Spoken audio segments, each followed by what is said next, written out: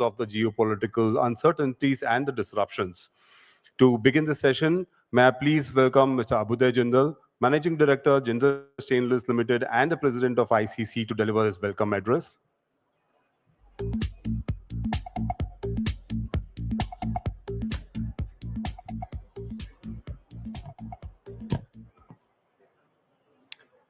Good evening, distinguished guests, esteemed dignitaries, and friends from the industry. I welcome you all to the Legal and Regulatory Roundtable session. We are especially honored by the presence of Shri Ranjan Gogoi ji, Member of Parliament, Rajya Sabha, and former Chief Justice of India, and, and Shri R. Venkatramani ji, Attorney General of India. Sirs, thank you so much for gracing us during this event. I also extend a very warm welcome to our panelists, whose perspectives will be invaluable as we navigate the complex themes of this session. Through this segment, our focus will be on new age legal frameworks and the new age legal instruments shaping them. As the world's largest democracy, judiciary among the three pillars of the Constitution, along with legislature and the executive, has been playing the role of the most dignified and powerful arm in upholding the rights of citizens and ensuring continuational governance. And in keeping with this responsibility, our legal framework has indeed progressed with time to meet the needs of a changing society. While our laws remain robust in safeguarding citizens' rights, new age threats such as cyber-enabled scams, often targeting the vulnerable groups, remind us that legal protection must constantly evolve alongside with technology. And just as these legal frameworks anticipate and address risks, so too must businesses adopt a preventive approach to regulation and compliance. I am sure that during today's panel discussion, all of you will be addressed with due focus on contract management and data integration into the legal framework. From my experience, before entering any business contract, it is essential to have an in-depth understanding of the deal, what we truly want, evaluating the best alternate, and defining a clear negotiation strategy. Beyond contracts, the modern business environment is increasingly becoming data-driven, and hence domain knowledge, big data analytics, and data protection become key success factors that must be integrated into the legal and regulatory frameworks. I am sure that the experts on this panel will discuss the best practices so suitably it can be noted by the authorities to enable the positive changes. In addition, the best practices can also be benchmarked. Thank you for joining us on the last session of day 2. Thank you once again for being here. Jai Hind.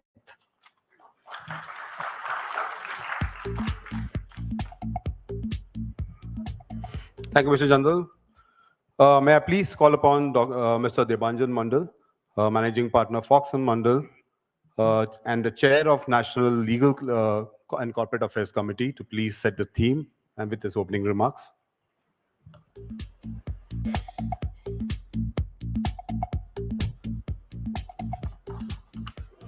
Good evening, distinguished guests, colleagues and friends. Good evening, Justice Gogoi. Good evening, Mr. Venkatramani. It's an honor to welcome all of you to this special legal session of the ICC's Global Business Summit here in Mumbai. This year's theme, New Age Legal Framework, covering uncertain geopolitical disruptions, is not only timely, but it is also urgent. From tariff and trade wars to actual armed conflicts and wars, the world does not seem to be. The world is in turmoil. As the attorney said, we are at crossroads. With geopolitical uncertainty emerging as the defining backdrop of this decade of ours. For some, these developments manifest as obstacles in sourcing, supply chain, and sales, while for others, they present distinct opportunities for alliances and deals. The common theme, however, is the need for dynamism, responsiveness, and adaptability in organizational decision-making for creating effective institutional stability. At first blush, this statement may seem contradictory. That how can you be dynamic if you have to be stable? How can you be responsive and adaptable if you want stability? But here, I feel that what we read in Alice in Wonderland is so apt. The Red Queen was clearly onto something when she proclaimed that you have to keep running to stay where you are, and you have to keep running twice as fast to get somewhere else. This is Louis Carroll through the Looking Glass. Put simply, the more adaptable and prepared you are, the better is your ability to inject stability to your operations. For businesses, the pervasive global entropy has led to evolution in corporate strategies. Why, with a robust legal strategy emerging as a vital counter to uncertainty and risks. Sanctions, tariffs, data localization requirements, and divergent compliance regimes have moved beyond the domain of law officers' rooms to occupy the boardroom. They now determine whether an investment is viable, whether a merger can proceed, and whether supply chains can remain intact. The age of siloed decision-making is rapidly fading. Today, law and business strategy are increasingly indivisible. And we are witnessing this convergence of law, policy, and commerce firsthand, sir. Whether in SEBI's sharper focus on how tariffs affect the risk disclosure of IPO-bound companies, or in the way material adverse effect clauses in M&A agreements are now being negotiated to capture the risks of war, sanctions, and geopolitical disruptions. These shifts illustrate how deeply today's uncertainties are reshaping the legal contours of commerce. Today's session continues these efforts by bringing together policymakers, jurists, global experts, and in-house counsel. We are discussing challenges and identifying solutions. Whether it is strategies for managing global legal risk, navigating high-stake disputes with cross-border dimensions, supporting IPO-bound companies as they address evolving regulatory and disclosure demands, or guiding M&A deals where terms are being reshaped by geopolitical uncertainty. Our aim is to move from curative to diagnosis to preemptory preparedness. India, as a fast-growing economy, is both affected by global disruptions and is uniquely positioned to shape our outcomes. As I look across this room, I see leaders from law, government, and industry. Each of you bring to this room your experience, expertise, and perspective. Together, we can attempt what no single institution can achieve alone, to chart a path forward where law serves both as a shield and a compass. As Churchill once said, never let a good crisis go to waste. Disruption need not be only a source of anxiety. Handled wisely, it can be a catalyst for transformation. Let me close by saying this. Tonight's conversation is not the conclusion of a theme, but the beginning of a much larger dialogue. We are certain that issues which are discussed here will shape boardrooms, courtrooms, policy rooms, and parliaments in the months and years to come. Let us seize this moment and reimagine the role of law in business.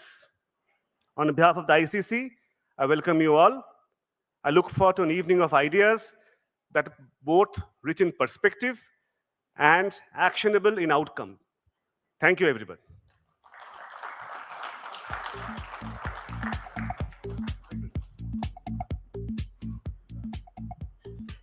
Thank you, Mr. Mandal. Yes, we were supposed to have Sri Arjun Ram Meghwal, Honorable Minister of State, Ministry of Law and Justice, amongst us today. But unfortunately, due to some unforeseen circumstances, he could not make it from Delhi. But nonetheless, he has sent a special video message for us, which conveying his message to us. Good morning, all of you. Honorable Justice Ranjan Gogoi ji, former Chief Justice of India, and Honorable Member of Parliament, Rajya Sabha.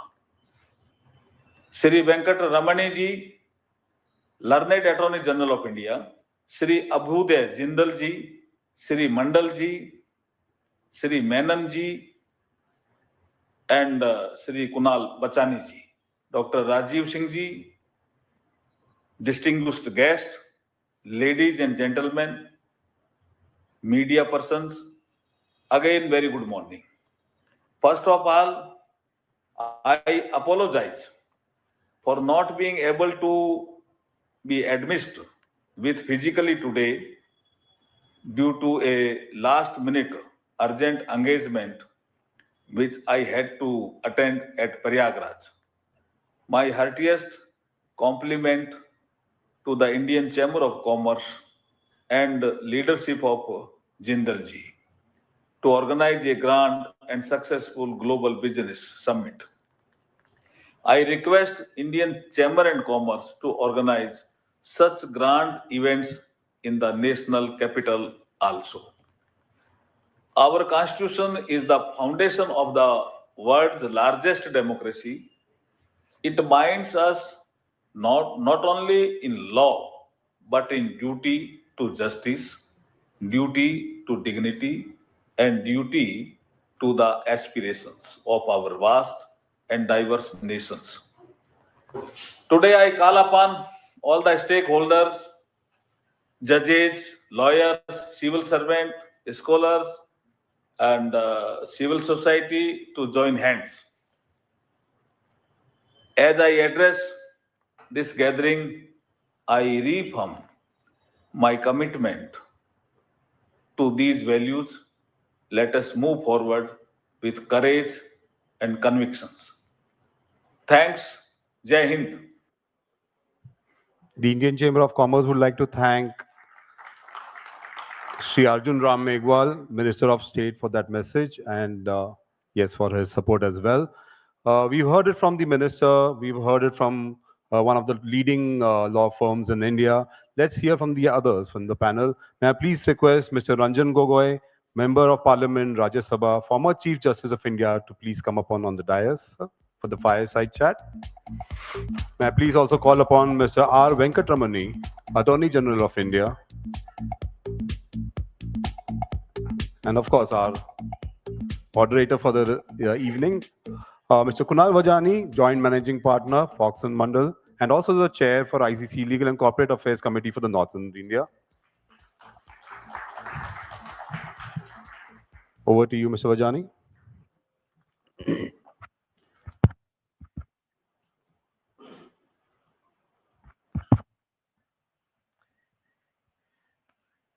Good evening, all of you.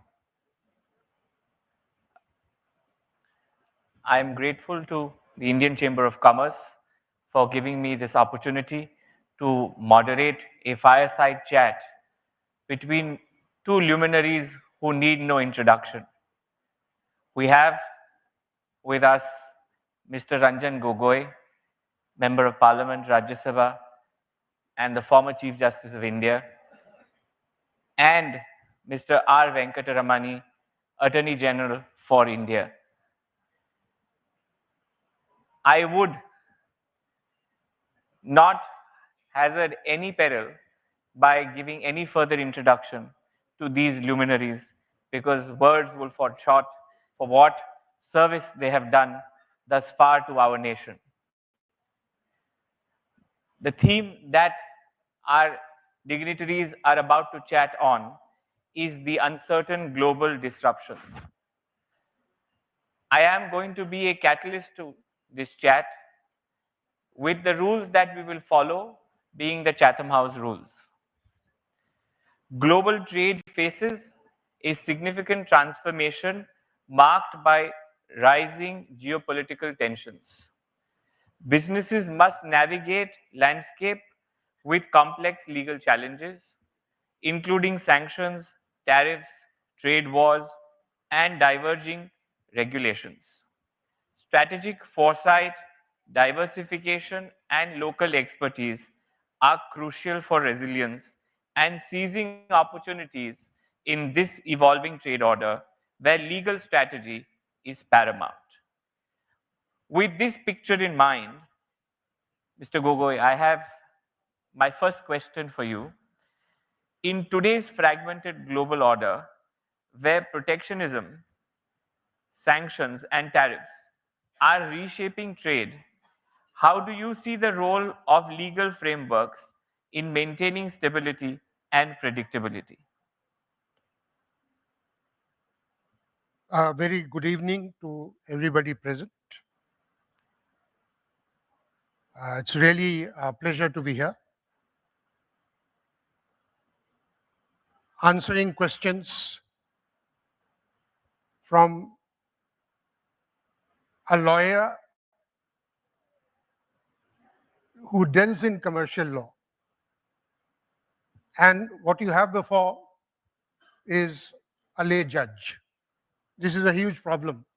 We'll come to it later. But let me answer the question. Legal framework, I would divide it into the bar and the bench, the lawyers and the courts. Now, the lawyers of today, particularly those who are in commercial law, they are a kind of hybrid professionals, combining their traditional legal expertise with geopolitical intelligence. Day in and day out, they are monitoring international developments, trade wars, how different jurisdictions are reacting to different situations. The entire complexion of legal practice has changed. And writing a contract with the force majeure clause, one has to take into account the international scenario, the dynamics of international events, and you have to calibrate, fine-tune the force majeure clause in the contract to balance between real protection and to prevent escapism.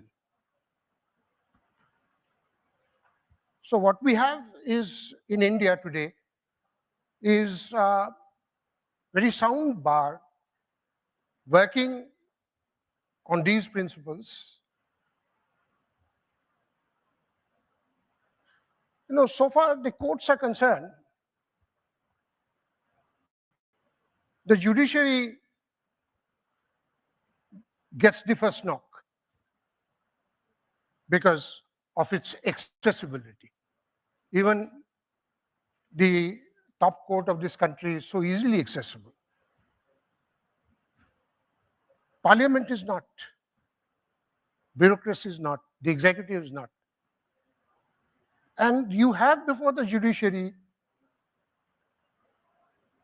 business houses coming with asking for answers to new parameters of the sanction regime, of the rights and liabilities under the change scenario. It takes a lot of judicial innovation to do it, to answer these questions. And mind you, The courts by itself themselves cannot answer these questions. They would need the assistance of the executive, because it's the executive who has the information. And when collaborating with the executive to provide answers, the courts must keep in mind the necessity of maintaining the judicial independence. So this is some very fine, delicate balancing that the courts have to do. And eventually, at the end of the day, the judicial verdict, though it is on a case-to-case basis, the principles of law have to be certain, and the principles of law have to be laid down with a fair amount of certainty. This, Mr. Kunal, I think, would how I would respond to your first question. Thank you very much, sir. Taking forward from what Mr. Gogoi said, the learned Attorney General, you hold the highest law office in the country. The balancing act that Justice Gogoi suggested takes me to my next question for you as to how India should position its legal and regulatory framework to protect both the national interests and remain an attractive destination for global investment. Like Chief Justice Gogoi, let me also thank you for calling me here today at the Indian Chamber of Commerce. 70 years ago, when you would have asked this question, what do you mean by national interest, probably would have given a different answer. And to define national interests today, it looks vastly different from when we adopted our constitution and looked at the people of India. And there was majority of people who lived in poverty, and question was eradication of poverty, hunger, freedom from want, equality, all those questions which are uppermost in our mind. We thought we'll work within the domestic frontiers to look at national interests. We thought everything within the nation can answer national interest question. But then that was not to be so, and rightly so. Therefore, today we define national interest not from a very narrow domestic confines. If it receives a different definition, then we understand how do we go about balancing, and then international, investments here in India. So today, national interest, I would probably define it like this: that without a global engagement on common human engagement on dealing with problems common to all humanity, number one, and peculiar to our own country. Every country has some peculiar problems of its own. So peculiar to our own country, once you have a merger of these concerns, we understand what is the national concern today, what are national interests today. So I suppose it's important for us not to keep thinking like a cocoon, and this is whatever national interest would be. So sharing of information, transportations, communications, knowledge, a wide range of resources which are different from what we thought were the material resource of the community under the constitution we enacted 75 years ago. Once we are clear about that, then we have to embark on a different legal and regulatory framework. I think it's important for us to bid goodbye to certain conventional regulatory frameworks which are meant to serve national interest from a very close point of view. And connected to that, taking a cue from what Chief Justice Gogoi said, our justice administration has grown on an adversarial system. And in order that, for instance, you look at historically, in order that capital grow, it needed some kind of a legal framework. The contract law was one important legal framework for capital to grow and spread all across the world. So we need more important such legal frameworks in order that resources, a wide range of resources across the globe, are able to travel without any barriers across the globe. So travel without any barriers, when we talk about tariffs, etc., that stands on a different footing. But then I'm sure India will be in a position to redefine all this to say that while national interests of each civilization, each community will be peculiar to it, but there are some broad overlapping areas. That's what you're looking at it. I would therefore probably ask ICC and the legal fraternity to look at our legal and regulatory framework from vastly different bases and understanding. While you look at, because I find one shaded question to Chief Justice Gogoi about protectionism. I do not know whether at any point of in history, trade did not have any protectionism at all. Whether you look at the WTO or the GATT, they were all partly protectionist interests, driven from certain parts of the world to the rest of the world. So protectionism was always part of a global human trade in commerce, etc. But we need to move away from that kind of a protectionism. Our protectionism walls and must break down. Till then, I think we'll keep talking about disruption which we cannot manage. Thank you. Having heard your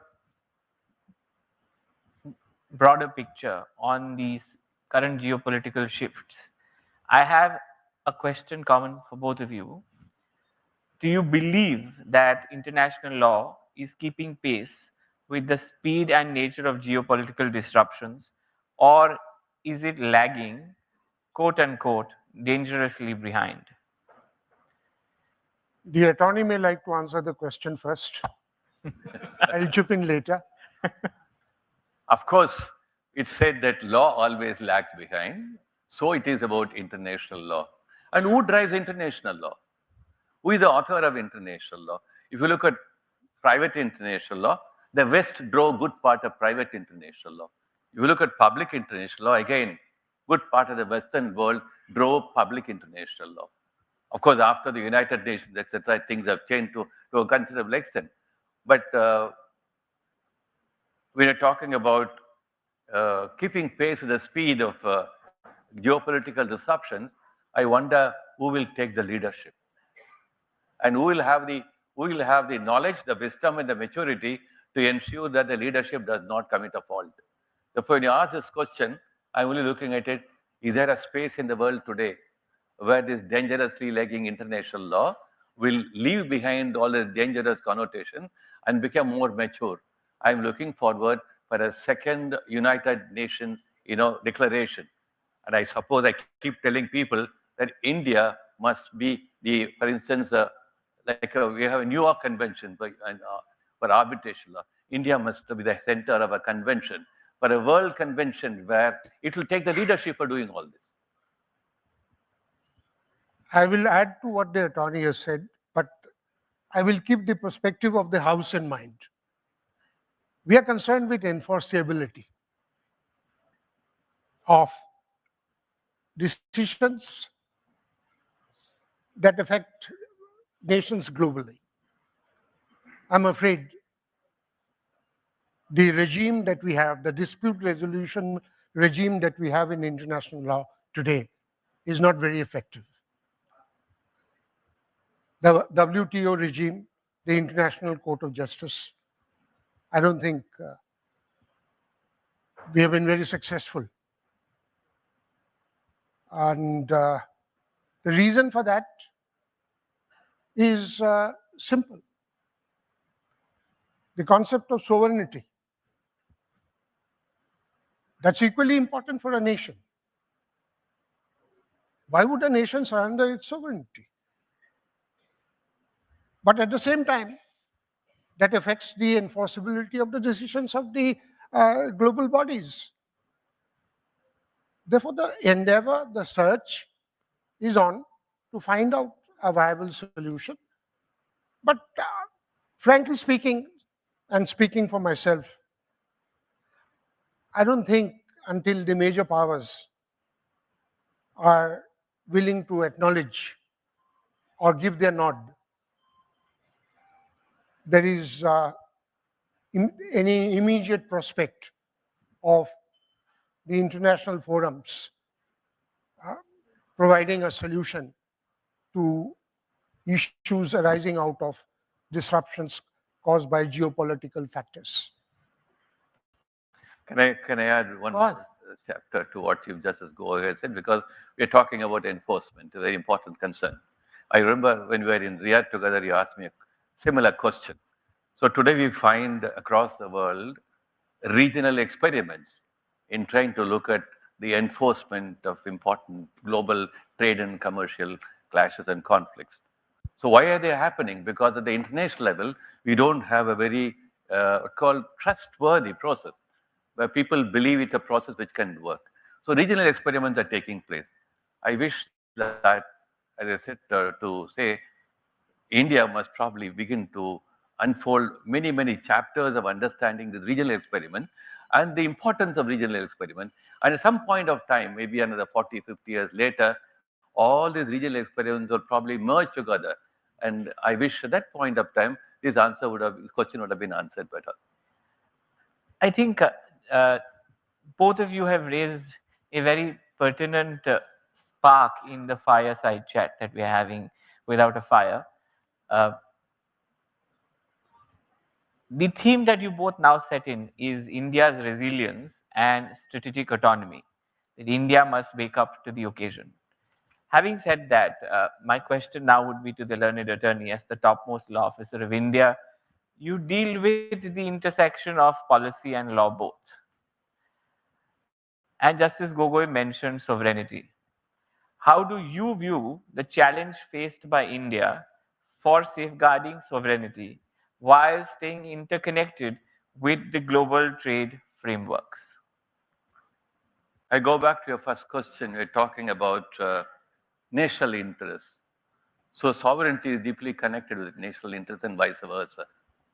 So we have to probably redefine sovereignty more closely with an emerging global need for each country to be able to protect the concerns of its own citizens, as I said about poverty, equality, etc. At the same time, how do you do that?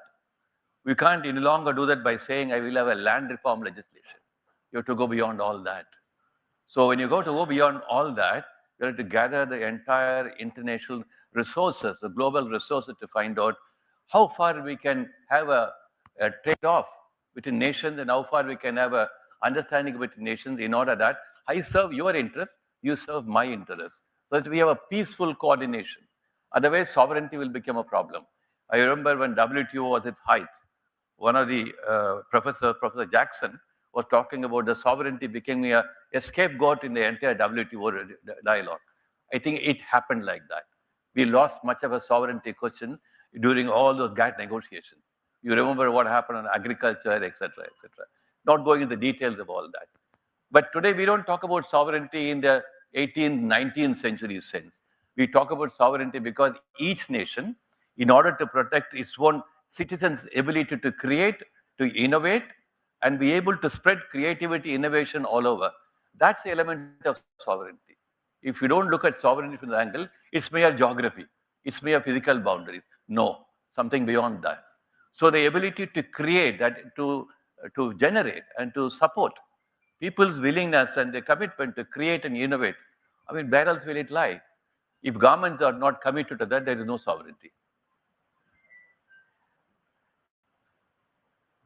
Moving a bit further on the constitutional values, Justice Gogoi, given your experience in balancing constitutional values with the shifting socio-political realities, how do legal institutions of India prepare for the unpredictability of the global disruptions? Putting it simply, the role that you expect the constitutional courts to play in maintaining the legal certainty when geopolitical tensions create regulatory fragmentation. Kunal, I do not know how and what you would consider to be the most significant geopolitical disruption of late. But I would say it was the COVID. Now, in the COVID, everybody was a suspect. You had no friends. But the COVID had a positive side also. As Mr. Debanjan Mandal in his speech said, there is always a silver lining everywhere. I think the COVID response of the Indian judiciary during the COVID times. I mean, that's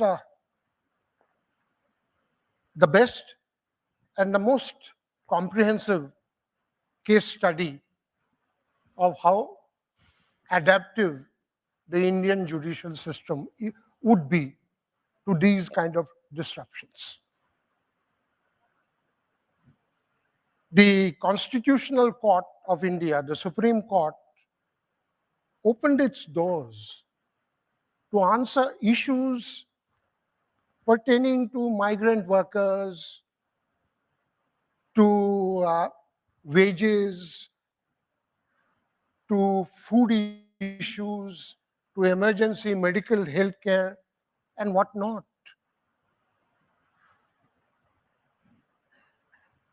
New devices like video conferencing, which has come to stay, kept the courts open. And I had the figures, if memory has not played truant with me. I think about 13 million cases were heard by the subordinate courts, and 6 million cases were heard by the high courts, and a few 100,000 cases by the Supreme Court during the COVID times. The courts functioned. And upholding constitutional rights, upholding fundamental rights, upholding the rule of law, ensuring constitutional governance while taking care of the extraordinary situation that this disruption had caused. But I felt that there were gaps. There were gaps.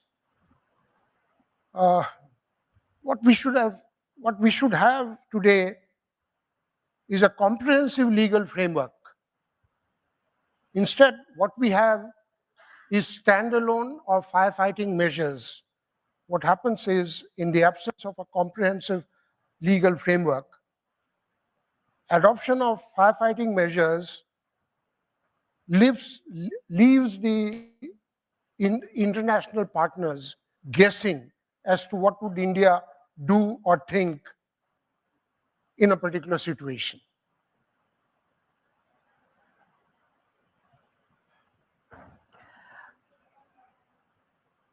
You've raised one very sensitive word, and a word that my managing partner, Mr. Mandal, has sort of ingrained in each of us at Fox and Mandal is adaptability. And you just touched upon the word adaptable. How adaptive can we get?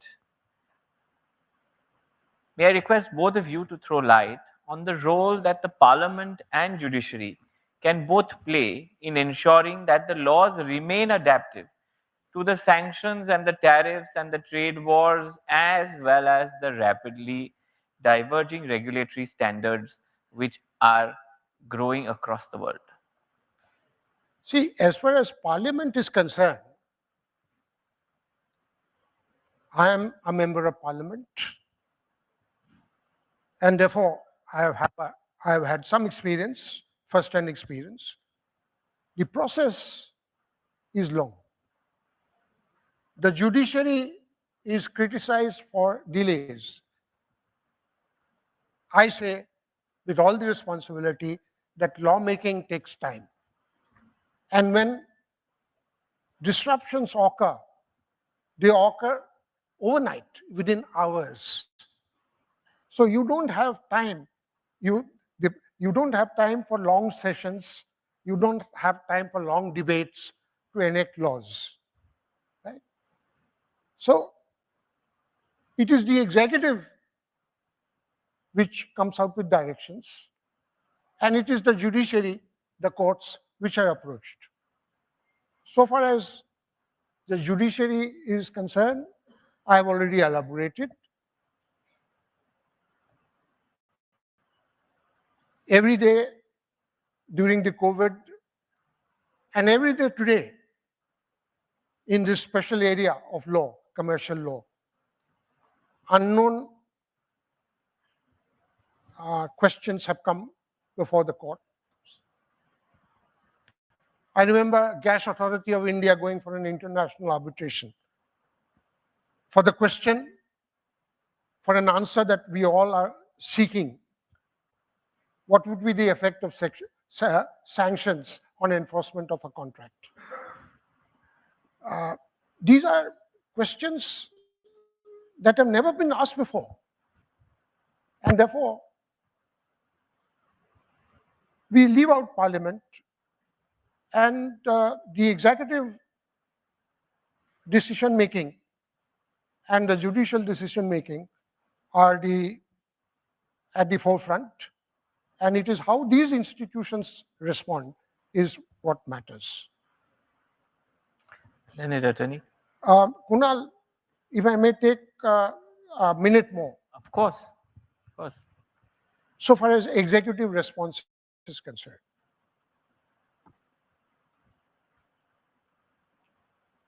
I give you a personal experience. I was in consultation on a matter where the issue was whether sanctions by the European Union on an Indian company debars the other Indian companies from doing business with that sanctioned entity. All the are Indian entities.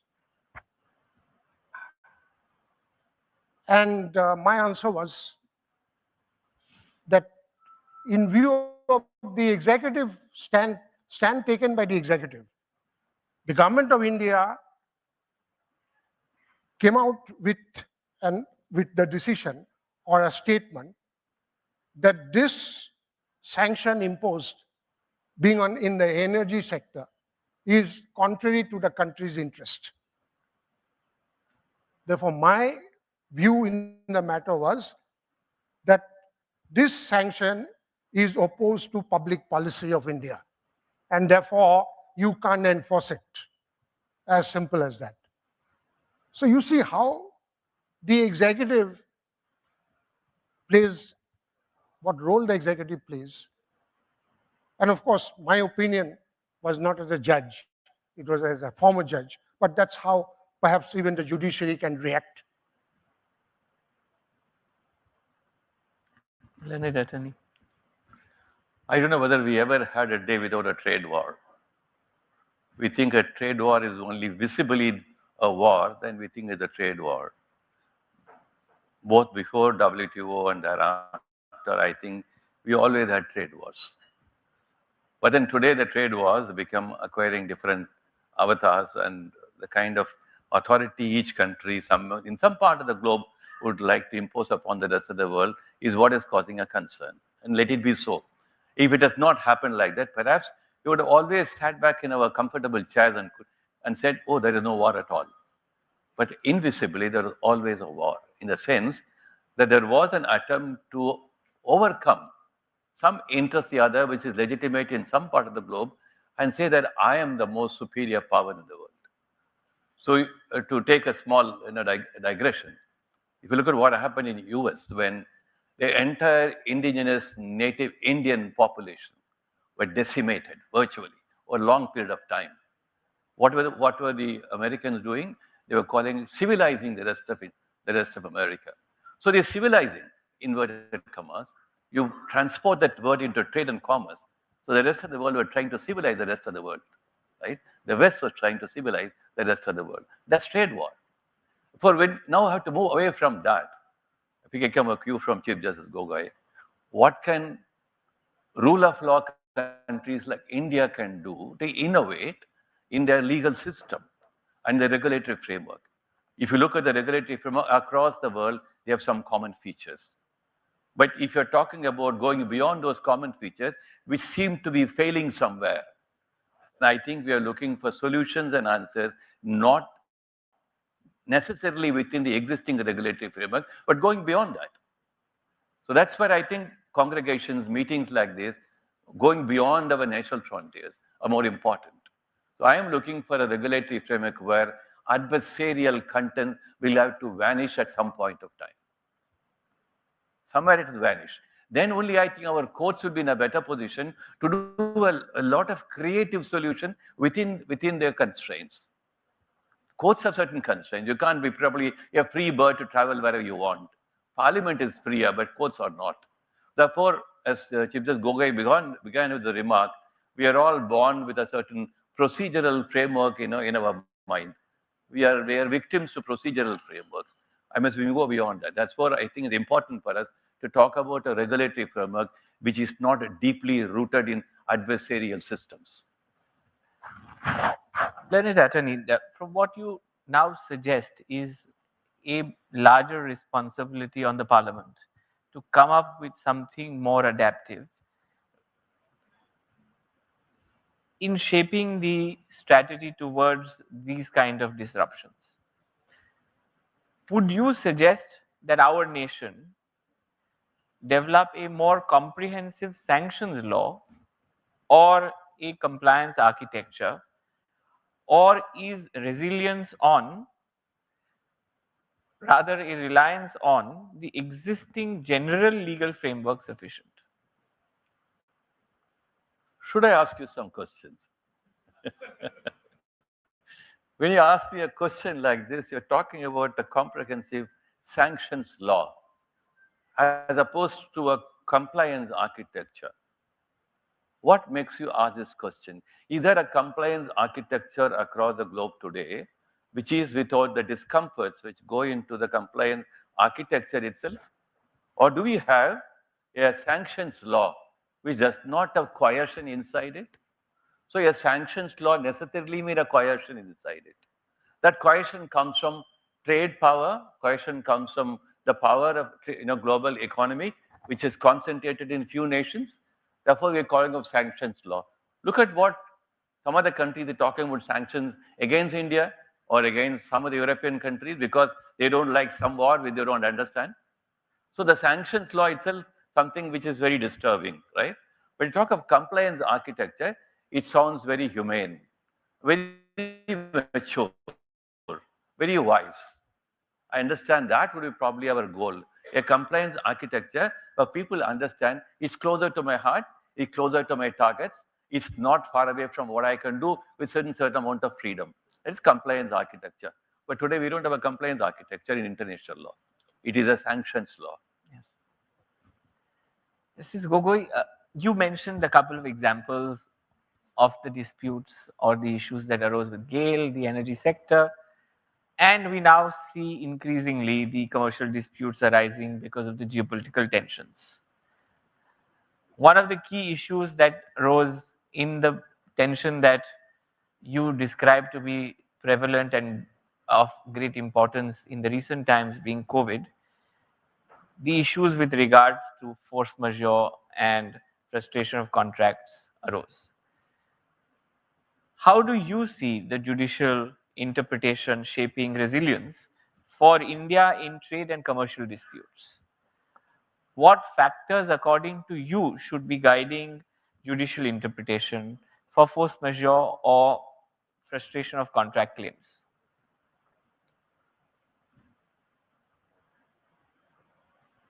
I think I'll make the answer short. If COVID was an eye-opener, looking at the positive side, I think in the past 1 decade, judicial interpretation of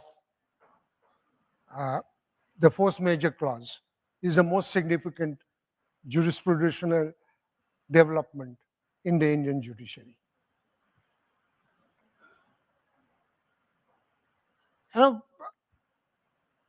But the endeavor must be to find out whether the contract is really impossible to perform. Right? Mere inconvenience or breakdown of diplomatic ties affecting the bilateral relations is not enough. And of course, the points of interest for the court would be to find out the foreseeability. Foreseeability in a situation of geopolitical disruptions is not easy. But the endeavor of the courts should be to find out how far the parties could foresee, what steps have the parties taken, alternate steps for enforcement, so on and so forth. And at the end of the exercise, if the courts find that the contract has to be avoided, then a better idea would be, instead of a total avoidance, to suspend it. Keep it in abeyance for some time.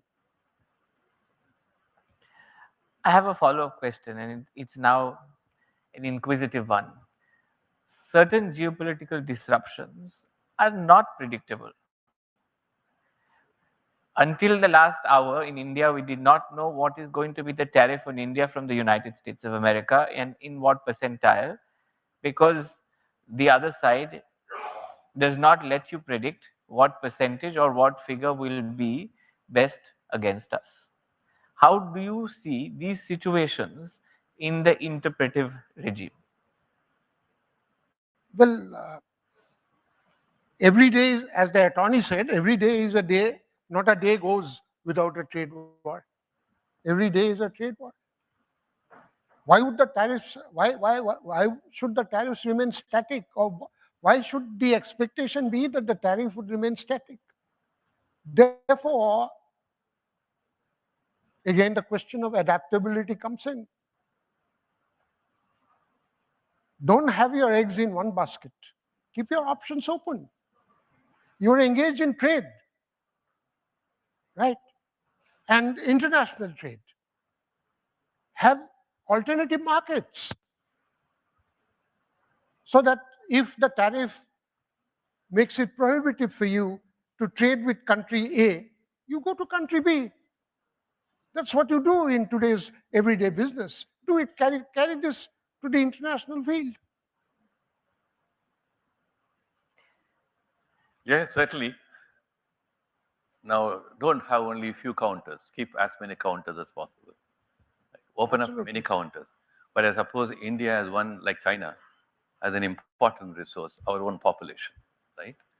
In order that we are able to generate amongst our population that we can do what we need to do for ourselves, right? Much more than what somebody will tell us, is the first human capital and resource.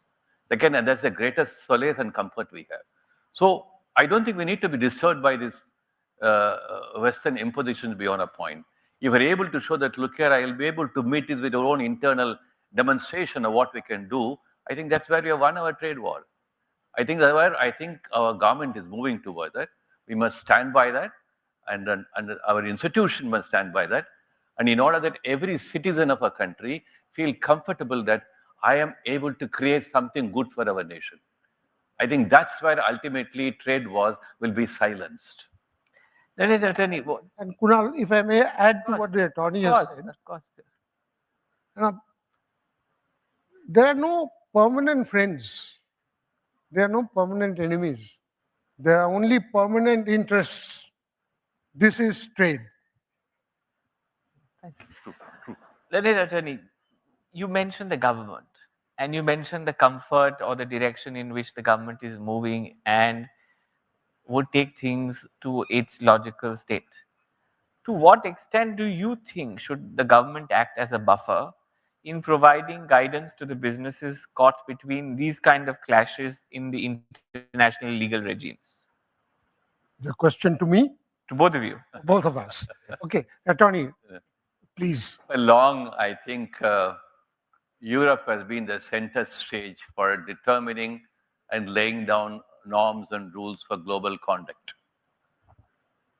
Now, I don't think Europe can no longer be that kind of a global center.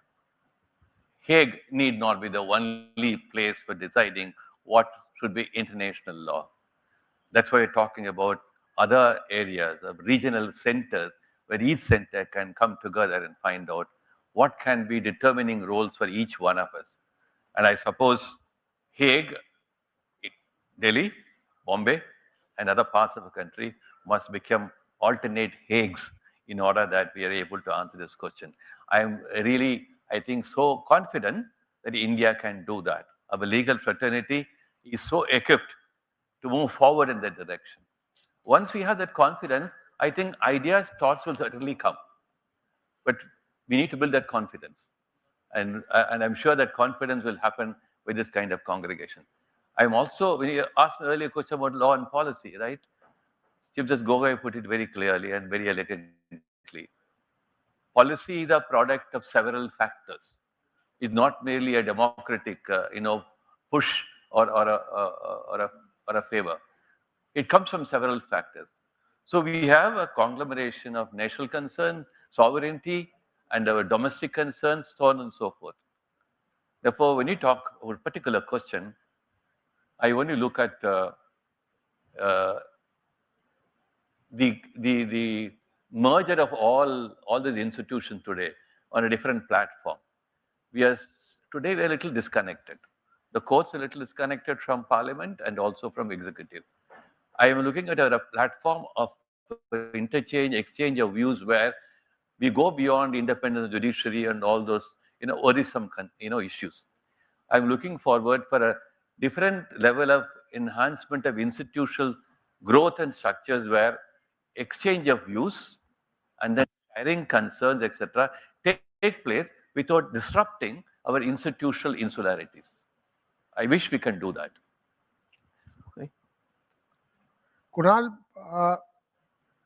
what is the role of the government Can it act as a buffer? as a buffer?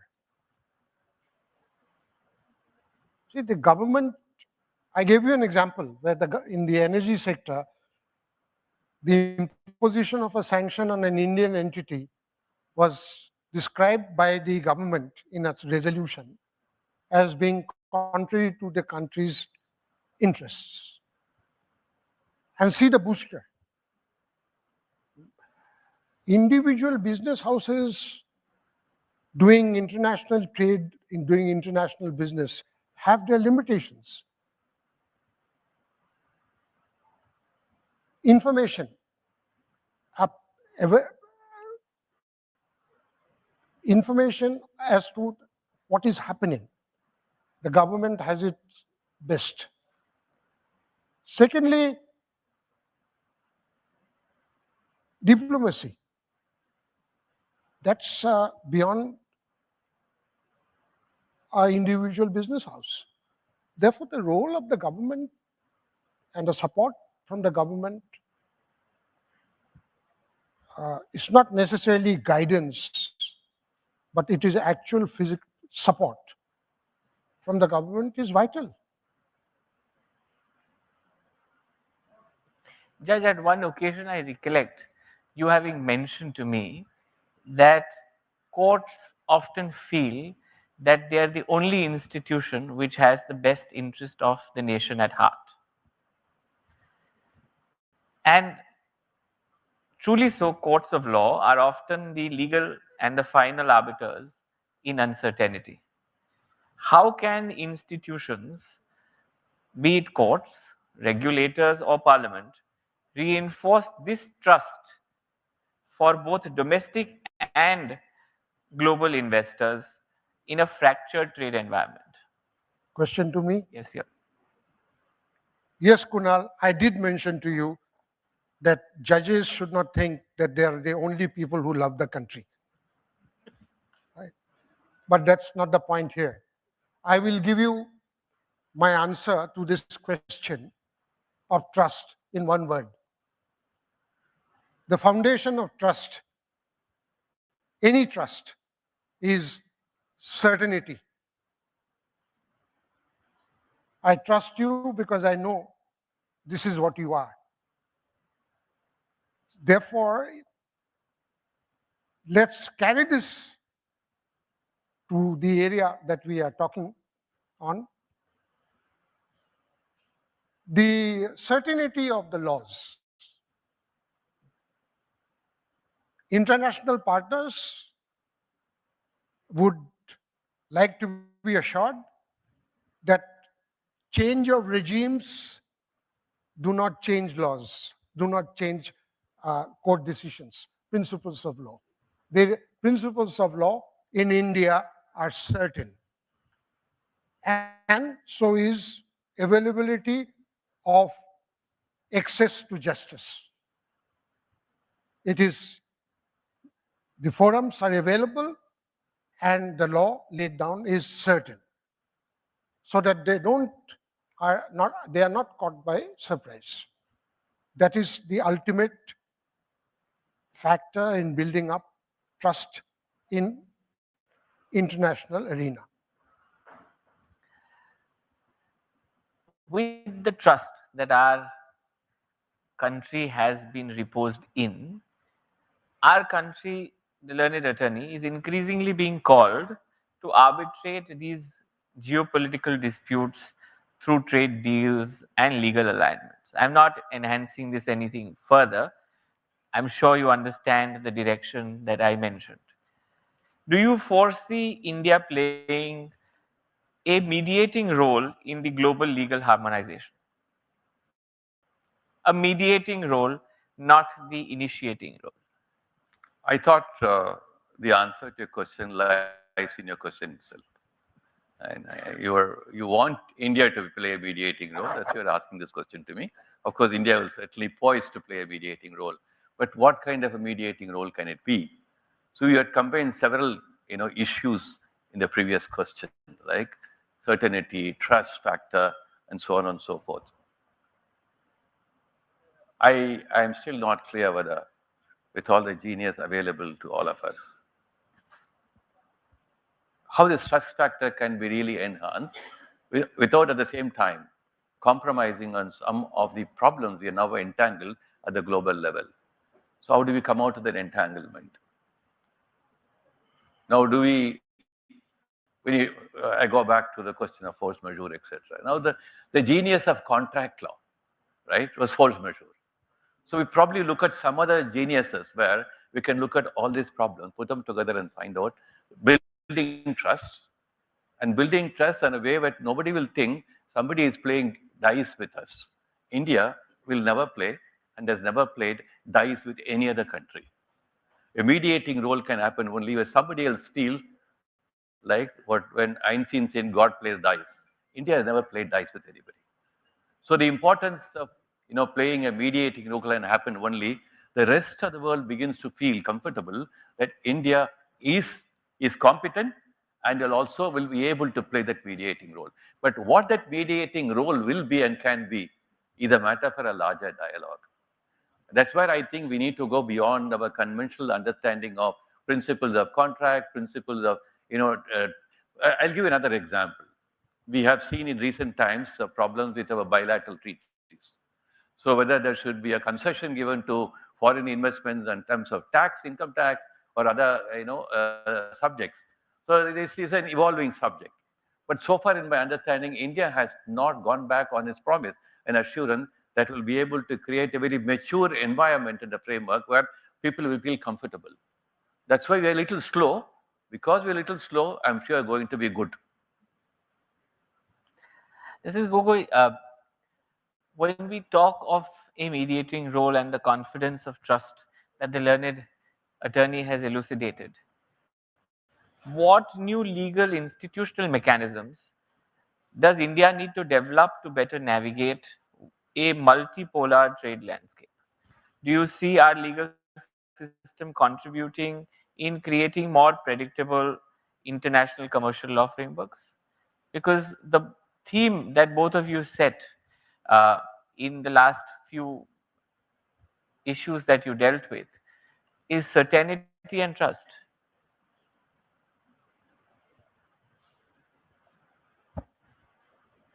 Yes, I think what India should try to do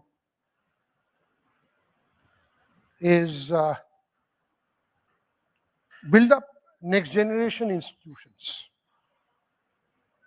like say an international commercial court, exercising jurisdiction in different foreign laws.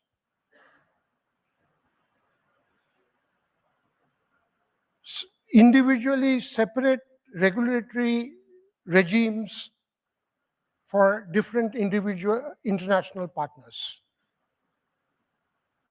And Kunal, most important, to give rise to a new generation of judges who are aware of international law, international trade law, and international diplomacy. Having answered your question, I would like to now ask myself, who will build the cat? Who will take the initiative in building up all these? I think it has to be the business houses. It is the business houses which will have to take the initiative to enable the government to set up the next generation of legal forums, next generation of judges, and the next generation of regulatory mechanisms. Learned attorney, pardon me for asking this, but I could not resist after the comment made by Justice Gogoi. If this is the responsibility in the trade house, how do you see, and I will change the word that I had in mind being India, I would say change it to the government of India, contribute to redesign international trade norms? Will it be rule followers, rule adapters, or rule creators? If you're not a rule creator, you cannot be a rule follower. If you're a rule follower, you have created a proper rule. If there is no proper rule, you will not like to follow a rule. So I suppose it all depends on what you envision to happen. If what you envision to happen is a proper thing to happen, right, then you will follow and you will keep on creating more and more things. But today we don't have that at all. We are victims, we are subject to things happening outside us without having any control whatsoever on that. The only way to reverse that is to say that we can take command and control of all that. Then we are in a true path of creating rules, not only for us, but the rest of the world. That's why we're talking about international engagement. So if we have an opportunity, a wonderful opportunity. I think that the disruptions and the so-called tariff issues is a wonderful opportunity for India to seize that and to be the center of a global rule-making center. Wonderful opportunity. Let us seize that. As Chief Justice Gogoi said, much of that opportunity and the initiative must come from the business. And if you're true to it, go back, good old point of when Adam Smith wrote his Wealth of Nations, right? The butcher, the candle maker, and all that. They were not doing it because they were concerned about the humanity's best interest. They're only talking about their own trade interest. But today, trade cannot survive like that. No commerce, no trade can survive like that. It's no longer a trader, a butcher, and a candle maker, what Adams is talking about. We are committed to ecology, we are committed to environment, we are committed to sustainable development, all range of concerns which have become global concerns. So therefore, I think it's important that India should seize the opportunity, and as much as it sees it, so much is good for us. The responsibility at the end of this conversation now shifted to the business houses. And I'm conscious of the time. May I take this last request to both of you? If you can give one piece of advice to the business and policy makers regarding the legal foresight in uncertain global times, what would it be? One thing which comes to my mind is leave aside your doctrinaire thoughts and ideologies. Be open, more creative, more innovative, look at problems in a realistic way. If you are wedded to doctrinaire, ideologic in a dogmatic way, I think the world will not move forward. Gogoi, one last comment before we end. They are roughly the same, but I would put it this way.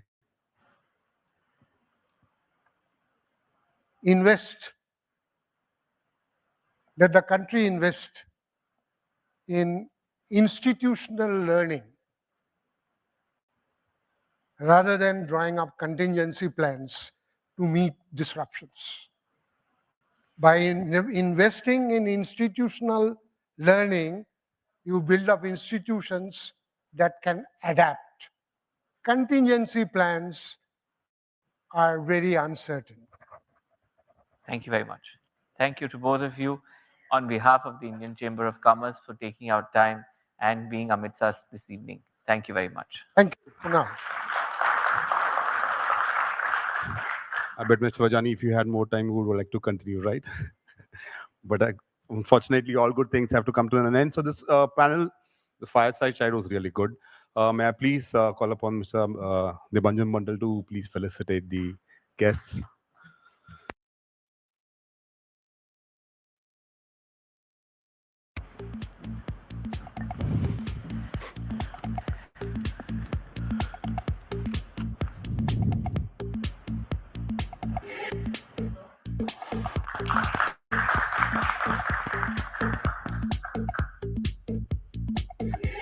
Thank you for your time. It's my pleasure.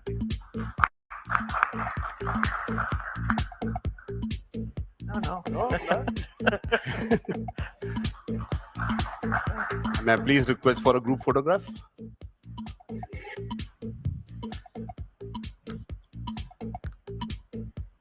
So we'll continue immediately after this with a panel discussion on cross-border business and compliances. In the meanwhile, while we set up the stage for you, the minister had some additional points that he wanted to share. So may I please request Dr. Rajiv Singh to please share it with the audience, August audience over here. Thank you. Yes, thank you, sir.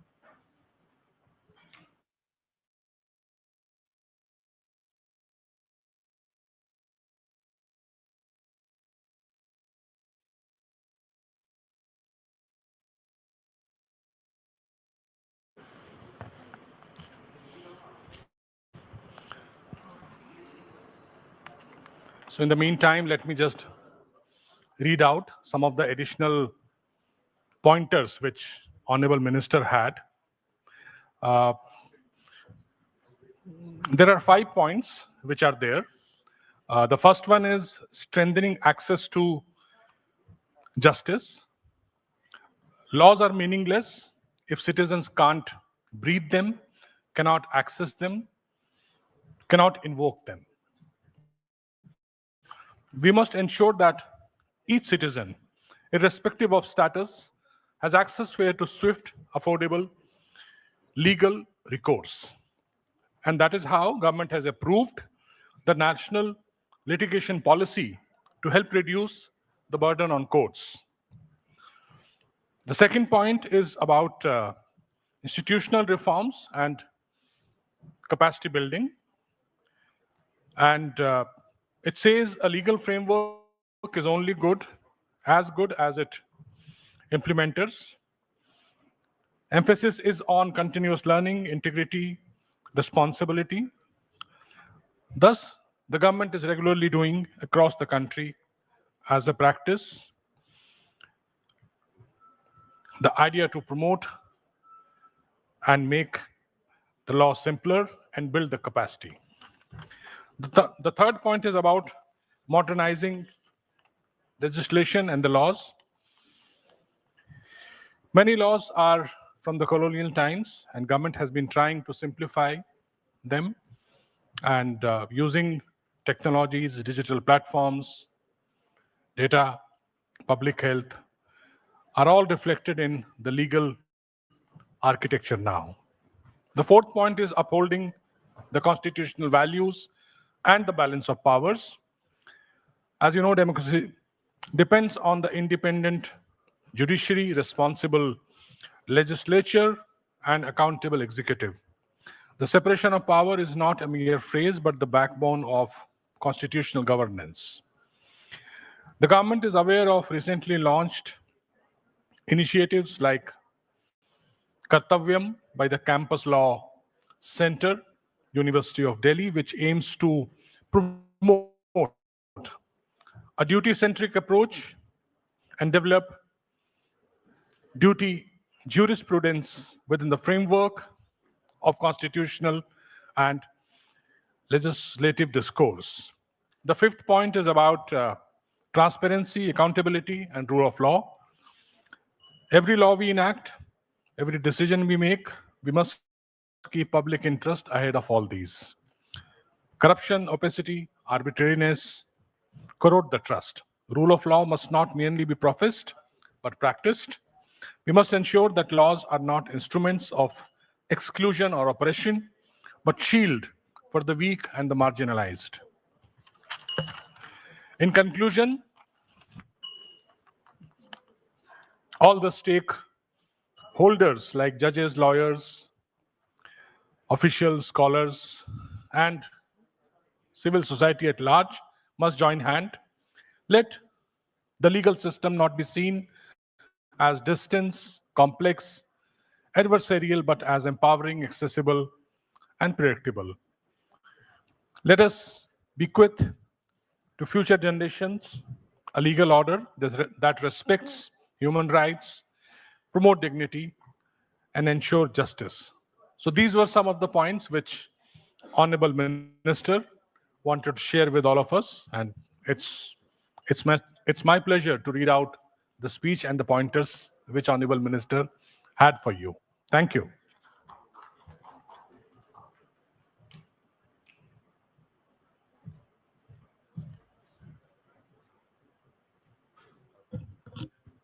Hello, hello, hello, hello. Thank you. Hello. Thank, thank you. Thank you, Dr. Singh. We move on to next panel discussion, cross-border business and compliances. We'll be briefly touching upon, in the panel will be talking about global legal risk management, strategies for cross-border operations amid evolving sanctions, tariffs, trade restrictions, and geopolitical volatility. They will also be discussing navigating global legal complexities through pragmatic approaches in cross-border M&A and compliances. May I please call upon Mr. Chirag Nayak, Associate Partner, MZM Legal, as a moderator for this session. Mr. Nayak will be joined by Ms. Dawn Tan, Managing Director, Ashurst ADT Law, Singapore. We'll have Mr. Pardeep Khosa, Chief Legal and Corporate Affairs Officer, Bharat Pay. Sorry, Pardeep Khosa is partners with us LLP, Singapore. We'll have Mr. Sumit Singh, Chief Legal and Corporate Affairs Officer, Bharat Pay. Mr. Sandeep Joshi, General Counsel, 361. Mr. Jitendra Shah, Company Secretary and Head Legal, Kirloskar Pneumatic Company Limited.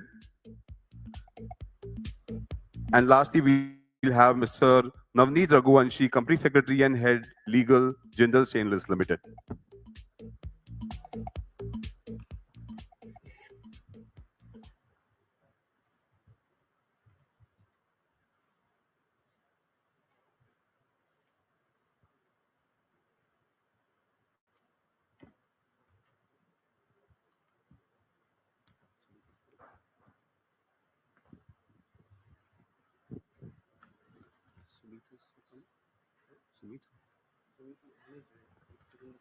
Okay.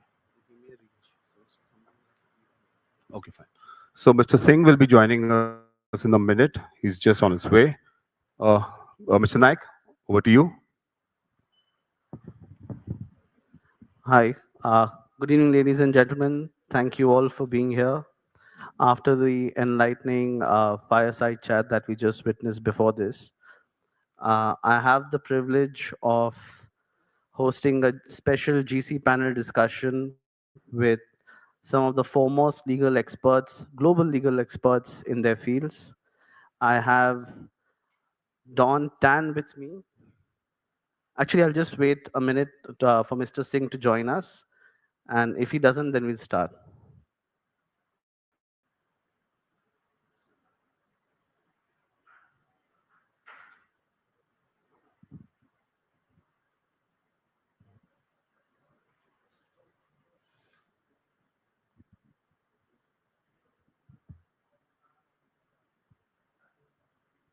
Okay, I've got a green light from a green light to start. I have with me Dawn Tan. She is the managing director of ADT Asher Singapore. She is a triple qualified lawyer, and you will be very glad to know that she was, until recently, the president of the Singapore International Chamber of Commerce. She has just finished her office bearership. Uh, on my left-hand side, I have Pardeep Khosa, who's partner dispute resolution at Withers LLP in Singapore. He has expertise in international commercial arbitrations and complex disputes and cross-border disputes. Beside him, we have Jitendra Ji. Jitendra Ji is the head legal and company secretary at Kirloskar Pneumatics Company Limited. He has over 20 years of experience in his field and has helped navigate very many companies through very complex legal regimes. Then we have Sandeep Joshi, President Legal at 361 Wealth Asset Management Limited. His expertise is in, actually, he started with manufacturing and then he has transitioned into financial and wealth asset management side. Of course, his company needs no introduction. All of us may have a trading account here and there, so we know about them. Last but not the least, we have Nandit Raghuvanshi ji. He is the head legal at Jindal Stainless Limited, one of the largest steel companies in the country. He has very many years of experience and handles complex greenfield and brownfield projects for the company. Thank you all so much for being here and making time for all of us. Uh, just to lay a brief introduction of the topic today, it is global legal risk management and how do we really undertake global business in this very complicated world that we have, a multipolar world that we are going to have. And as India goes global and more global companies and global investments take place in India, how does an Indian businessman learn from best practices abroad and how does he navigate the global complexities that are before him today? So today, I think we are going to learn from a close country in the vicinities, a shining star that we have, who has really picked up on the services industry and has been a leader. Don, being from Singapore and having your unique international experience, what is it that makes Singapore the global hub for M&A transactions, and why do we always now increasingly and preferentially see uh, the governing clauses of contracts to be Singapore? Lovely if you could share some light and shed some light on it. Thank you, Chirag, and hi, everyone. It's a pleasure and an honor to be here again in your beautiful city. It's raining so much, it reminds me of Singapore. Chirag, Singapore's preeminent position, I don't want to boast about my own country, but actually, it didn't happen overnight. This was by design, a policy makers put in place measures almost 20, maybe more years ago, 30 years now, to develop Singapore institutions. And I mean by this, of course, it's key dispute resolution platforms, the Singapore International Arbitration Center, the Singapore International Mediation Center, and of course, more recently, the Singapore International Commercial Court. Pradeep will say a few words about this later, but when I say by design, what I mean is that the intent was to actually make Singapore into a hub so people would come and resolve their disputes in Singapore. And it didn't matter what sort of law, governing law they applied. Singapore was and is law neutral in the sense that we welcome everybody to come, whether your dispute is governed by Indian law, Singapore law, English law, or New York law. And in a survey that we did a few years ago, we found that where people tended to choose Singapore as the dispute resolution forum, more often than not, they would choose Singapore law, almost 40% of the time. And, at the same time that this happened, I think it's because Singapore gradually opened up its services, its legal services market. I know this is quite controversial, especially in your country, where policymakers have also made moves in that regard. Maybe that has played a role as well. So what we actually see is Singapore law being part of the soft infrastructure of the institutions that I just mentioned, as well as the supporting legal ecosystem. So even in the past 2 years, where we've had a sort of cyclical downturn, we've actually had quite a good volume of M&A work. Also, my colleagues tell me, even coming to Singapore, even in a down market, the volume may increase, maybe the deal size is not there, but there is still a lot of work. The other factor I wanted to highlight is actually the financing that takes place in Singapore. We have a lot of enabling structures to make that happen, as well as the transparency and predictability that Singapore is known for. So maybe Padip, over to you at this point. Pradeep, after what just John said, why is Singapore a preferred seat for international arbitrations? Because any major Indian corporate dispute that you see, it is a SIAC arbitration or it's a Singapore seated arbitration. And what is the reason for that? Hi, good evening, everyone. Thank you for that. It's almost strange, I think, to kick off this conference by talking how great Singapore is in so many respects, but I'll try and make this quick.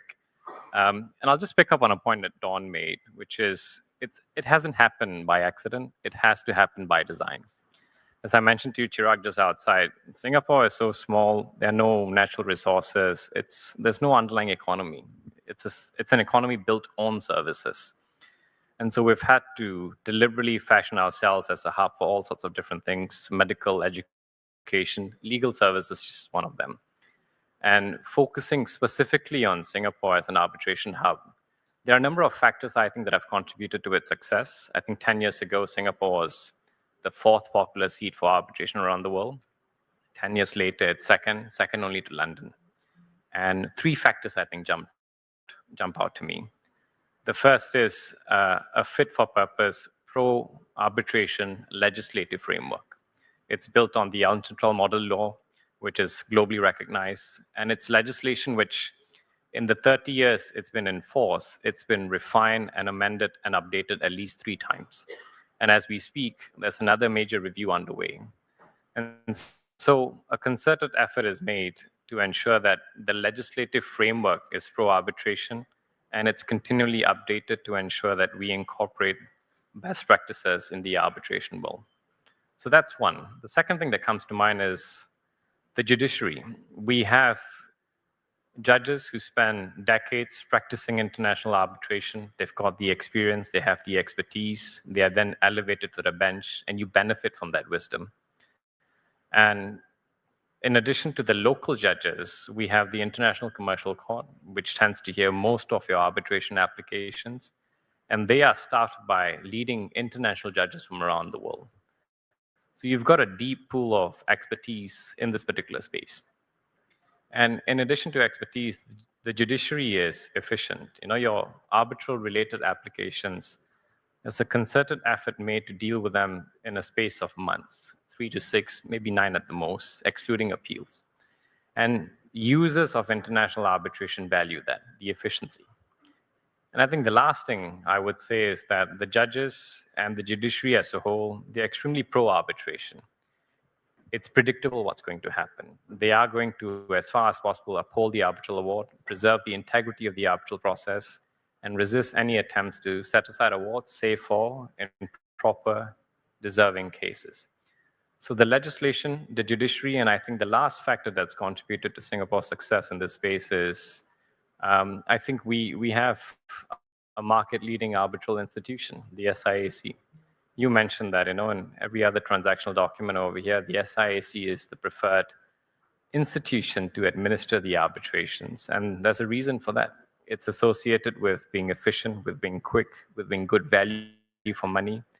And truth be told, the SIAC does a really good job at marketing itself and by association Singapore. So I think for those three reasons, Singapore, I think, has ascended in its popularity as a hub for arbitration. Thank you so much, Pradeep. Thank you so much for that. Now that we have already in Singapore and the disputes are arising and being settled in Singapore, somebody has to get there. And I think here we have Sandeep with us, who's an expert in cross-border of transactions in the financial and the wealth asset management space. So, Sandeep, if you could throw some light on what are the regulatory challenges or the considerations that an Indian business needs to have while undertaking cross-border transactions. So it depends, obviously, on the parties who are engaged here. So just to start with, in case uh, an offshore foreign entity who holds a banking license or a securities license, they want to invest in any entity in India which holds a similar license or a similar business. Obviously, the host of regulations do kick in depending on the fact that the company which they are acquiring is listed or unlisted. Obviously, it starts from as basic as the signing of the binding or a non-binding term sheet. Then you get into the structure. Now, structuring also involves taking 360-degree evaluation of the regulators, the business in which the entity is engaged, whether the entity is having subsidiaries outside of India, because that may also involve taking of the approvals of the offshore regulators. Then what clients are there, whether the document permits taking a prior client consent in case there are vendors. And obviously, you'll understand that there are critical vendors in terms of operational support or software licenses, whether their permission is required for assignment. Obviously, there are regulators like Competition Commission of India bases the threshold.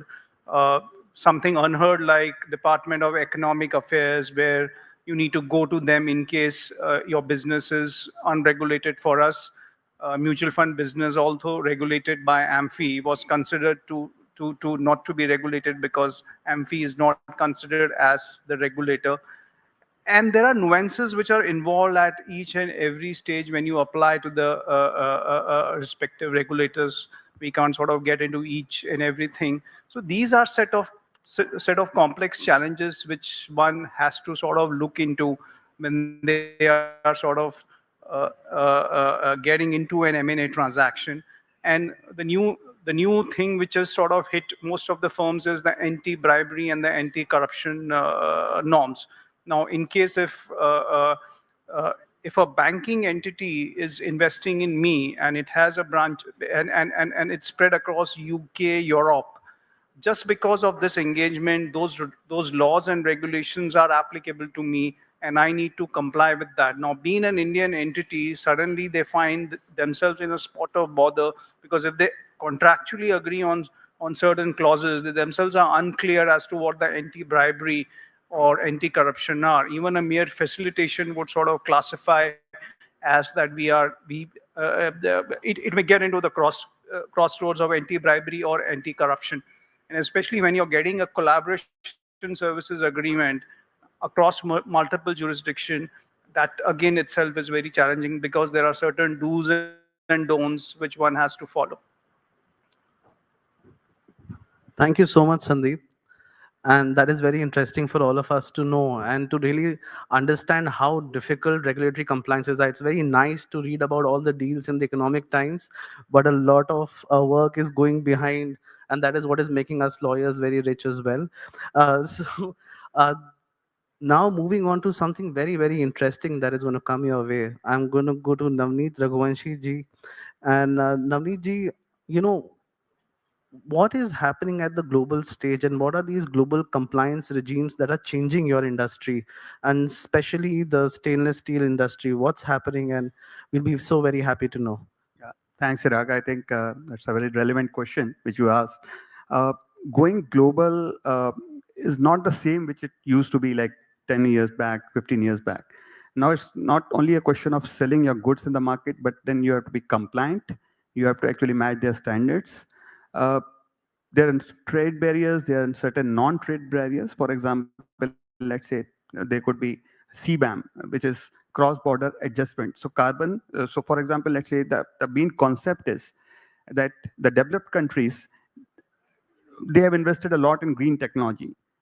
The countries where the regulatory mechanism was not that strong, so the European nations wanted to levy a carbon tax on those countries to make sure that their companies are on the same level playing field. So CBAM has become a, one of the areas where the manufacturing sector, especially in companies like iron, steel, our company like stainless steel, or let's say cement, any manufacturing processes which has a lot of carbon emission, obviously, and it goes to the supply chain mechanism as well. So it's not sufficient that I'm actually abiding by those rules and regulations. It's also my suppliers, the end suppliers from which I'm procuring my raw materials, the reporting mechanism, all those things, they become very strong. And in case if I'm actually acquiring a company or if I'm doing a company with outside India, all those things. And today, in today's world, you never know as to which side all those geopolitical tensions. You would end up finding yourself dealing perhaps with a company which has been restricted by US, which has been restricted by UK, or let's say EU, and then you end up actually being a victim yourself. So while as a GC, as a head legal, as a compliance system, there are three things which we have to keep in mind. One is adaptability. Obviously, we are bound by Indian laws, but when we are actually dealing with outside India, we have to adapt to their laws. Secondly, compliance is now being treated not as a burden, but it's being treated as one of the important integral part of doing business, because the cost of non-compliance is much more than the cost of compliances. And see, with changing geopolitical areas, like for example, like current Ukraine EU war, Ukraine Russia war, or US sanctions, uh, knowing and dealing closely with your business partners, it becomes much more important to make sure that in the liability, especially if it's coming from US or EU, uh, it's actually a huge liability. So you cannot afford a slip there. So I think these are the 3 points which every manufacturing, especially something as carbon intensive industries in India, they have to keep in mind. Wonderful, Namreet ji. Jitendra ji, what has your, being in a core manufacturing industry, what has your experience been in ESG compliance, and how do you cope with the evolving framework and the evolving legislations that keep coming out in this space? The ESG, I just take out that what is the global view about the ESG. At this moment, ESG in an evolving structure. But if you see that the WTO has allowed the clauses related to the climate change in their multilateral agreements. Even the United Nations Convention has considered the climate change as a very important aspect. And they have developed the Sustainability Development Goals in 2015. And United Nations goal is to sustainability development by 2030. In this area, the European Union, they are more advanced and they have come out with the regulations, and they keep coming with the regulations. This is, you can consider as one of the non-tariff compliances or non-tariff requirements by the European Union. Similarly, the India is also governed by the policies, and the SEBI has made mandatory for the top 1,000 market capitalization listed companies to comply with the business responsibility and sustainability report to its stakeholders. Now, it is from the in the phase manner from 23-24. It is also applicable to the value chain of the Indian listed companies. So the ESG will come not only to the respective companies, but with regard to their value chain companies also. Now, if you see that now all the companies, they are actually requesting for the ESG assessment. So at the time of vendor assessment, so they are sending that the list of questionnaires, and they are asking for the ESG related information with certain proofs. So they are asking for the, under the environment, they are asking the climate change, so scope 1, scope 2, and scope 3 emissions, GHG emissions. Then under the circular economy, the reuse, recycling, and the reduction of the material in the manufacturing. Then similarly, under the resource management, the reuse of the water and its intensity as well as the energy. So if you see that under the social criteria, they are asking about the fair labor practices, safe working conditions, promote the health of the employee well-being, and so on. So similarly, they are asking about the policies, including the anti-corruption policy, human right policy, which is also aligned with the United Nations Code, and stakeholder engagement, complaint mechanism, as well as you have to report to your stakeholders about your ESG. So for that purpose, now it is also very important to each and every organization to gear up for the ESG. So how you will gear up for the ESG? So first you have to do that the materiality assessment. So and you have to find out the gaps for the key what exactly you want to do it in this ESG. So then you have to take first set your goals. Then you have to take the measurable targets.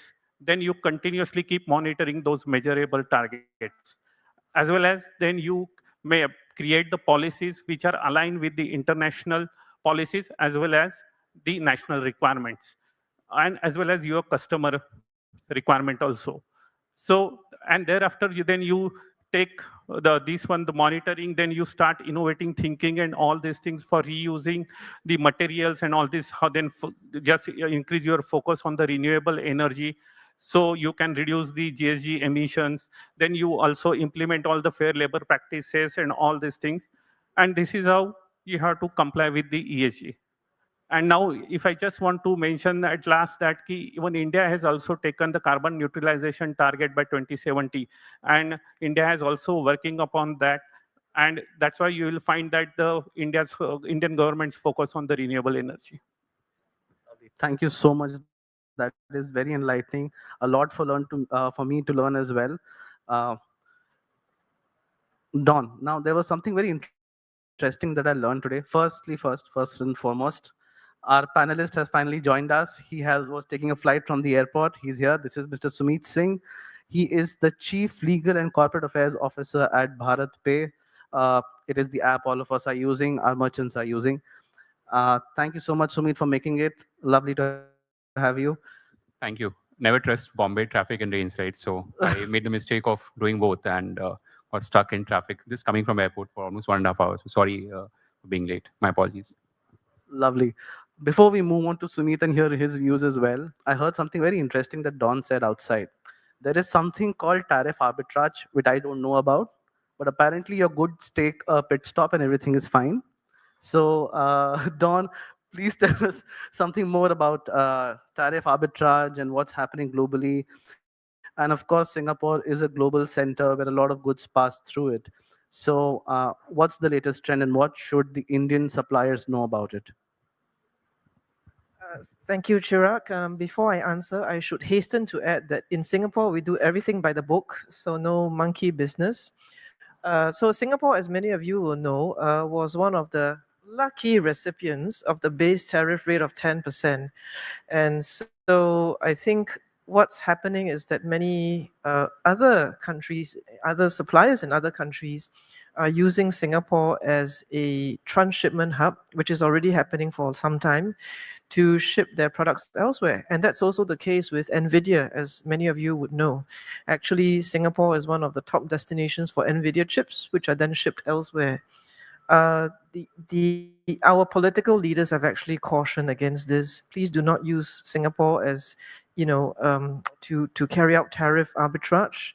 Locally, because of my former position in the Singapore International Chamber of Commerce, which is one of 4 authorized certificate of origin issuing bodies, Singapore Customs has actually been conducting audits of certificates of origin issued by the chamber.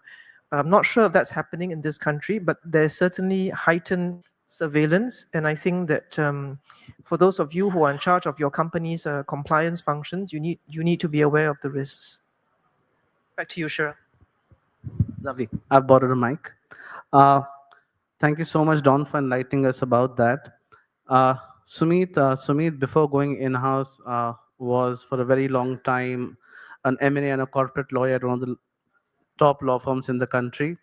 Sumit, what do you see as the broader M&A trend in India, and what's happening in this space, and what should all business owners know about?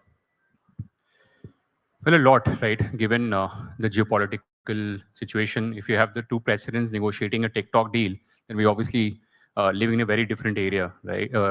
In very different times, right?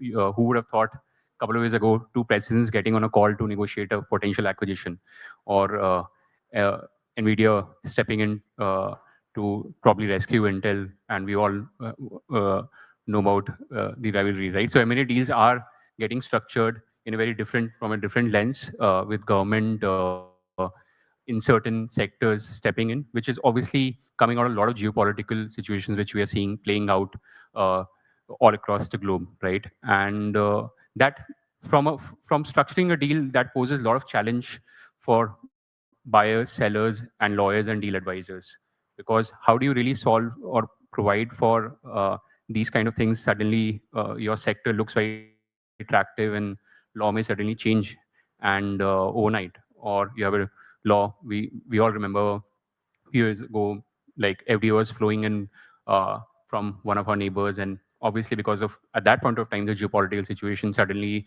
everything went into a prior approval route, right? Which impacted a lot of M&A deals which were happening even back then. So we all thought that this was a one-off, and now suddenly, because of a change in situation, again people are talking about whether we are going to go back and look at that press note where with all the neighboring countries, as we know, there was a press note where all the FDI coming in from our neighbors automatically went into government approval route, even though for all other country FDI this was into. So obviously that was the first sign when we saw even India as a country trying to obviously arising out of a geopolitical situation, but that impacted a lot of private equity and M&A deals even then. And we all know the kind of backlogs which happened, and it's really the FDI which eventually slowed down. Now we are again, because of the change in geopolitical situation, we are now relooking at some of those relationships. So how do you really plan for something like that, like a change in law clause? How do you build in your document a way out to factor in suddenly your tariff, your sourcing, and especially this impacts global deal because you may have your suppliers sitting somewhere in Taiwan or Vietnam or any of those countries, and suddenly you see 100% tariff being imposed, and all your due diligence, all your financial modeling suddenly goes up in air, right? So we are living in a very, very interesting and difficult time, and for advisors and for deal, because it poses a lot of challenges. And India, obviously, for whether we like it or not, we are in the thick of action of it, right? We're in the center of it. So for any inbound, outbound M&A, this becomes a very, very important consideration. You have to look at your supply chain. You have to see the company you're diligencing, where they are sourcing their raw materials and components from. Where is the ultimate, whether the supply chain is really something which, and you have to still factor in any sort of disruption, right? Because today, in today's world economy, everything is so intertwined. There is so much of dependency people have, and that is one aspect to look at. And it's very difficult uh, uh, to say that for any advisor to say that I have got an answer. You can write whatever you want to write in the document and then go on and litigate, because at that point of time when that issue happens. But until we don't, I think we'll have to see how these things play out, because right now every country is trying to obviously become very protectionist. They're trying to protect their own local industry, and that is impacting there's now political pressure to invest more in your jurisdiction, create more local jobs. So in a free flowing economy, obviously doesn't sync well with when you're trying to, and that's what at least in India, in last 30 years since 1991, we have been fortunate with that. But until these things are not stabilized, because this is now set a template or a model of what can happen, right? And whether this can again happen, whether you have a particular government or some other government in future, now this has been tried and tested, that you have uh, the tariffs or the geopolitical issue playing out even in the private deal space. Until now, the government negotiations were not really affecting the private, but when you have obviously world's largest economy and the president asking somebody not to invest in a country or invest more or call off a deal or do a deal, go and rescue this company or let me invest in a company, that is something like a very, very unfamiliar territory for a lot of us, right? We all can sit here and think that we have kind of figured it out. You never know, like today is 50, tomorrow is 100%. How do you really bake that in your financial model, right? If you have gone ahead and done a 100% acquisition or in a process of acquiring, can you actually have a way out of that? It becomes difficult. And lawyers have started to factor that in and have some sort of a discussion in the transaction documents also to see that because of any change in situation which existed at the point of signing a deal, anything which impacts, because there are obviously reps and warranties, there is sort of a status quo when you're signing a deal, and if there is obviously a material adverse effect which leads to any change in like increase in cost or your raw material or your component supplier passing on that cost, obviously some sort of adjustment in the price, for example, a price adjustment later on is there, but it can never be 100% solved for, because that is the world we are living in, and there is so much of dependency between all these jurisdictions and government interfering in some of these things that it is going to bound to affect whenever you're looking at any sector, whether, and that sector depending on whether it has dependency, and also so whether the government itself is going to go and change the law, right? You may have suddenly for 10 years billions and billions of dollars being pumped into a sector, and overnight it can be shut down. So because of difference, so there are a lot of uncertainties, and now all the investors, are they really going to? What do you do? They've invested billions of dollars, and suddenly there is a change in law, like there are M&A deals which have been called off. So this is not an easy situation, right? And at least when until 21, 22, when I was a M&A lawyer and we never kind of factored these kind of things in our negotiation. But it has also opened up interesting piece of negotiation for advisors and lawyers in particular, right? And even financial advisors, that how do you kind of, at least a discussion has now started in deals where people are talking about that, okay, if this thing changes, what do we do in the document? How do we set the price? What is your plan B if your supply chain, let's say, get affected because the supplier suddenly is sitting in a jurisdiction where the cost has gone up? So yeah, we'll have to see. This is how maybe next 1 or 2 years, when things probably settle down more, we'll have more clarity, and some of the precedents will also build in that case. Lovely. Thank you so much, Sumit, for that. So just the last parting question for the panelists in general. Sumit said it's very uncertain. We don't know what's going to happen. What do we do if we actually have to litigate? So any last advice to business owners before they go into litigation? One line each. That's it. Pradeep, over to you first. Got a good set of lawyers. No, we should avoid the litigations. Especially if it's in India, it's avoidable. If it's outside India, I think it's pretty costly. We need to find a middle path. So, as per me, the mantra is that hope for the best, but be prepared for the worst. So that's what we have to see.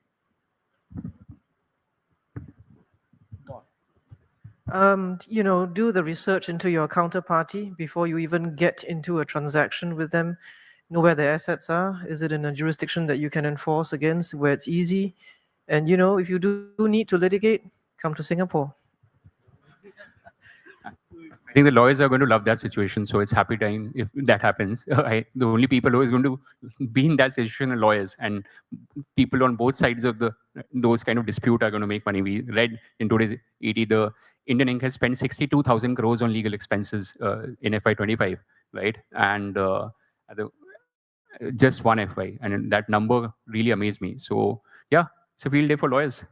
Slightly beg to differ. It's really a pain in case if you're working in a promoter company and you have a serious litigation. Apart from sort of getting the verdict in your favor and managing the cost, it's a big task, which I have seen many times. I don't know, Sandeep was looking at me, I don't know why. So thank you so much. With this, we would like to close this session out. We would like to thank the lovely audience for having the patience. This is the last session. Before it's raining in Mumbai, everybody wants to go home. And thank you especially to the president for sitting here and listening to us. Very, very encouraging for all of us. Thank you so much, everyone. Good evening. I think there is a vote of thanks after this by Mikhail. So I would just leave the stage on to him for this. Thank you so much.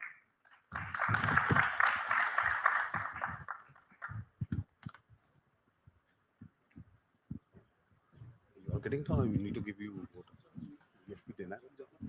Okay. May I please request all the panelists to be on the stage, please? Mr. Singh?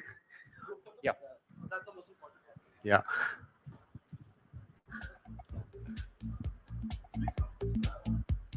Let's have a group photo first, and can we have the token of appreciation? Mr. Memon, since you're here, why don't you please?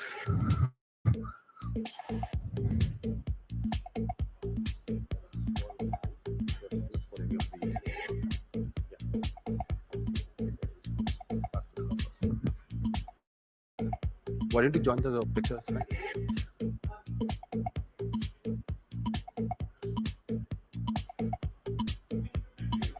We'll start with Ms. Dan. Mikhail Memon, may I please request you to also click a picture.